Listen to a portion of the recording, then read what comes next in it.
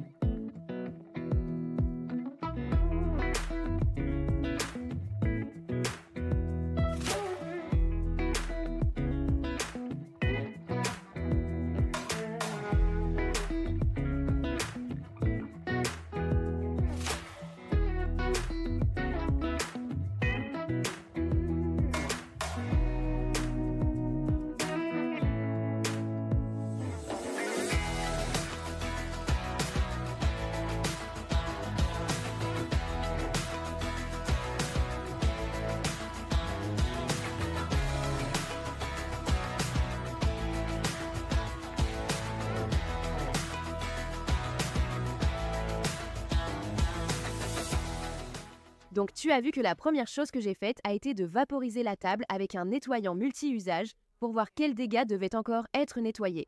J'ai ensuite sorti ma pâte nettoyante Scrub Daddy et je pensais vraiment qu'elle enlèverait tout le reste, mais elle n'a même pas touché ce qu'il y avait sur cette table. J'ai donc dû prendre un grattoir. J'ai un grattoir en plastique quelque part, orange et bleu, mais malheureusement je n'ai pas pu le trouver au moment où j'en avais besoin.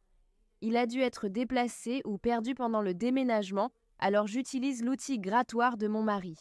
Heureusement, il n'a pas rayé cette table, il a juste enlevé ce qu'il fallait.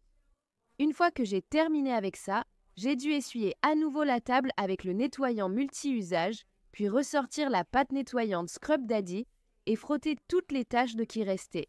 Et à ce stade, il reste encore quelques taches, mais pour la plupart elles sont parties, à part les rouges que tu vois juste devant ici.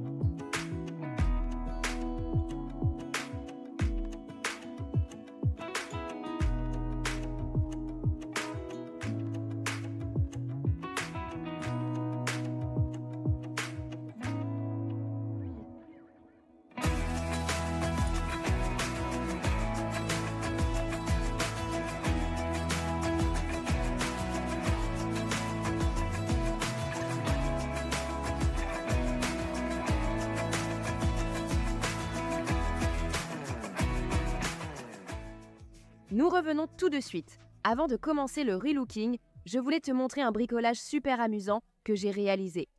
Comme tu le sais, la Saint-Valentin approche et j'ai décidé qu'au lieu d'aller acheter à mes enfants une boîte de cartes de Saint-Valentin qu'on trouve en magasin ou de remplir un petit sac de friandises et de babioles, j'allais fabriquer moi-même leurs cartes, en faire un petit jeu et économiser un peu d'argent par la même occasion.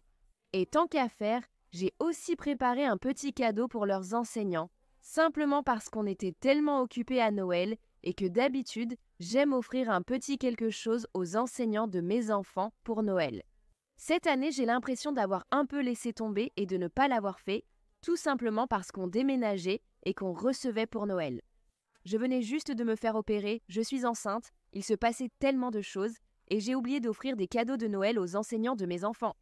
Alors j'ai décidé que pendant que je préparais les cartes de Saint-Valentin des enfants, j'allais aussi ajouter un petit quelque chose pour les enseignants de mes enfants. Je viens de vous montrer les 2 projets que nous allons réaliser et maintenant je vais vous montrer comment je les ai faits. Je viens aussi de vous montrer tout le matériel que j'ai utilisé et je savais déjà exactement ce que j'avais en tête. Donc je suis allée sur Cricut Design Space, j'ai tapé Tic-Tac-Toe Saint-Valentin et ces petits jeux de Tic-Tac-Toe sont apparus. Ils étaient absolument parfaits et exactement ce que je cherchais, donc je les ai imprimés et maintenant je vais utiliser ma Cricut Maker pour les découper en cartes d'environ 10 par 15 cm afin qu'elles rentrent dans les enveloppes 13 par 18 cm que j'ai achetées pour les mettre dedans. Je vais aussi y mettre des chocolats Kisses pour que les enfants puissent jouer au tic-tac-toe sur une carte de Saint-Valentin avec quelques Kisses. N'est-ce pas adorable? J'utilise aussi du papier cartonné pour rendre les cartes de Saint-Valentin plus épaisses et durables. Elles sont vraiment superbes, exactement comme je l'espérais. Je vais les emballer à la fin, une fois que l'autre projet sera terminé. On va maintenant passer à la création des cadeaux personnalisés de Saint-Valentin pour les enseignants. La première chose que j'ai faite a été de rouvrir Design Space et de créer un nouveau projet. J'ai tapé les noms des enseignants, puis j'ai parcouru les polices sur Cricut Design Space jusqu'à ce que j'en trouve une qui me plaisait. Une fois que j'ai trouvé une police qui me plaisait, j'ai ajusté la taille de tous les noms, j'ai collé mon vinyle sur le tapis de découpe et j'ai découpé les noms avec ma Cricut Maker. Si vous voyez la faute d'orthographe sur mon ordinateur, je l'ai remarqué juste avant d'appuyer sur « Couper » et j'en suis tellement reconnaissante parce que c'était ma dernière feuille de vinyle rose clair. J'aurais certainement pu utiliser du blanc, du rouge ou du rose foncé, mais comme les bocaux étaient un peu plus foncés, je tenais vraiment à utiliser ce rose clair. Je suis donc tellement contente d'avoir pu repérer cette erreur avant de couper. Maintenant que les prénoms sont découpés, il est temps d'écheniller ces noms. Je viens de finir d'écheniller les prénoms, maintenant je vais les mettre sur du ruban de transfert et transférer les prénoms sur ces petits bocaux.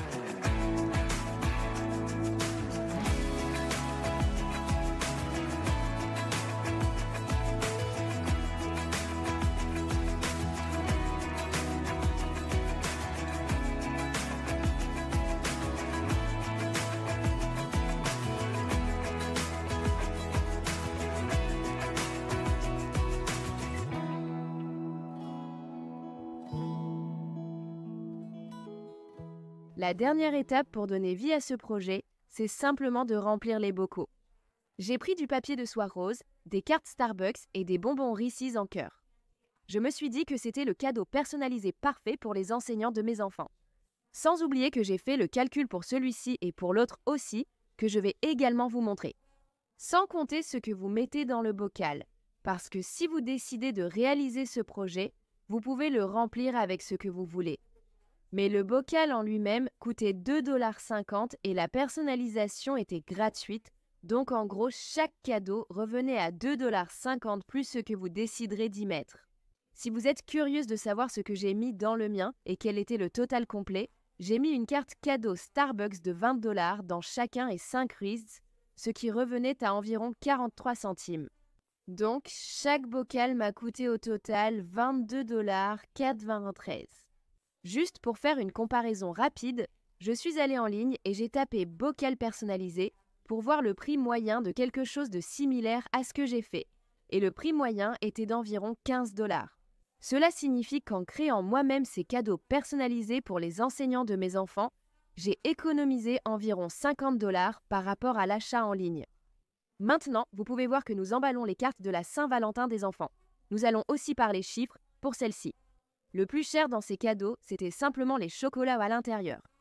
Chaque enveloppe elle-même ne coûtait que 2 centimes. Les chocolats coûtaient 42 centimes. J'ai mis 9 chocolats dans chacune parce qu'il y a 9 cases au morpion. Créer la carte ne m'a rien coûté parce que je l'ai faite chez moi avec ma Cricut. Donc, le coût total pour 30 de ces cartes remplies de 9 chocolats, chacune était de 13 $ et 20 cents. J'adore vraiment le résultat. Les enfants les adorent. J'en ai même imprimé quelques-unes en plus pour qu'on puisse jouer ici à la maison parce qu'ils étaient très enthousiastes. Après avoir terminé les projets de la Saint-Valentin, nous allons maintenant commencer ce petit relooking de la salle d'école à la maison. La première chose que je fais, c'est simplement sortir tout ce dont je sais que je vais avoir besoin pour le relooking. J'ai partagé ces affiches éducatives, je crois, dans la vidéo de la semaine dernière avec un lien dans la description. Si vous voulez les découvrir un peu plus, je vais à nouveau mettre le lien ci-dessous. Personnellement, j'ai préféré celles-ci par rapport aux autres parce qu'elles n'étaient pas chères. J'ai aimé tout ce qui était dans le paquet. Je n'en utiliserai qu'une poignée parce que celles que je choisis d'utiliser sont celles qui, selon moi, seront les plus utiles dans notre salle d'école à la maison. Mais j'ai aussi préféré la couleur de celle-ci par rapport à celle des autres que je voyais sur Amazon. Si vous souhaitez les découvrir, le lien sera dans la description ci-dessous. Presque tout ce que vous allez voir ici vient d'Amazon, donc je vais aussi mettre le lien pour tout le reste, y compris ce tableau blanc. C'était la taille parfaite, exactement ce que je cherchais. Il était très léger et fin, ce que j'ai beaucoup aimé. Je ne vais pas l'accrocher moi-même, c'est mon mari qui s'en chargera, donc pendant que je coucherai les enfants, il l'accrochera pour moi. Ensuite, nous reviendrons ici, j'accrocherai les affiches et je ferai quelques autres changements pour que cette pièce ressemble davantage à une salle de classe et qu'elle soit plus confortable et accueillante avant que je monte préparer les enfants pour le coucher. Je voulais juste sortir quelques affaires et tout préparer pour quand je redescendrai. Voici les têtes d'oreiller que j'ai achetées pour le canapé Nugget des enfants. Si vous ne connaissez pas le canapé Nugget, je mettrai le lien dans la description. C'est un super canapé pour les enfants, ils peuvent en s'asseoir dessus.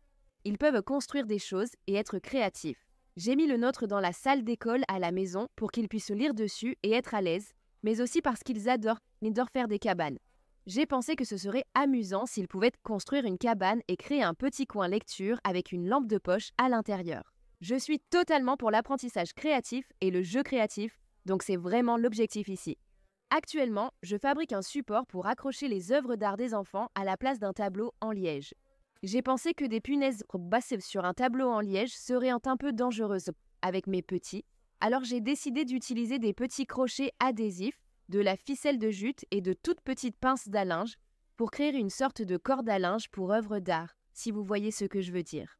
Vous verrez comment je l'utilise à la fin si ce n'est pas déjà évident, mais je trouvais que c'était la plus mignonne des idées pour accrocher leurs œuvres et leurs travaux d'école afin qu'ils aient un endroit pour les exposer et être fiers d'eux.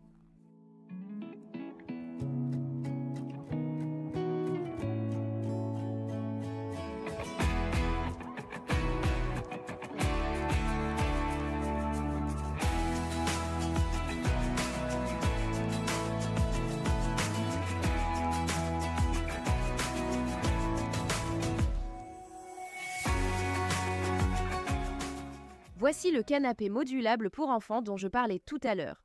J'avais ces coussins décoratifs au sous-sol. Je me suis assurée de les avoir avant d'acheter ces nouvelles housses de coussins, mais je n'avais pas réalisé qu'il n'y avait pas d'intérieur dans ces coussins. Il y a juste tout un tas de rembourrage là-dedans.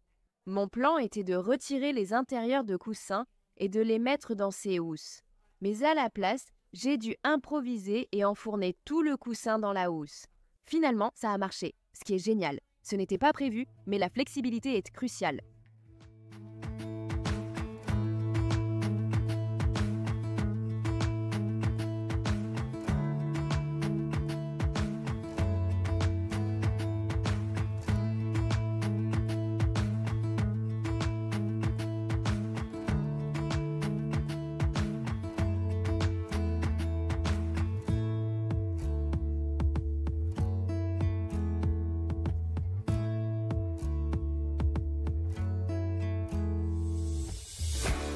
Maintenant, je vais accrocher ces affiches éducatives au mur. Je voulais les regrouper en différents ensembles qui avaient du sens pour moi. Ça n'a peut-être pas de sens pour vous, mais pour moi ça en avait. Donc, d'un côté, je mets l'alphabet, les chiffres de 1 à 100, l'argent et l'heure, et de l'autre côté, je mets les mois de l'année, les jours de la semaine et la météo. Sur l'autre mur, juste au-dessus de l'étagère où se trouve le globe, je mets la carte du monde et la carte des États-Unis.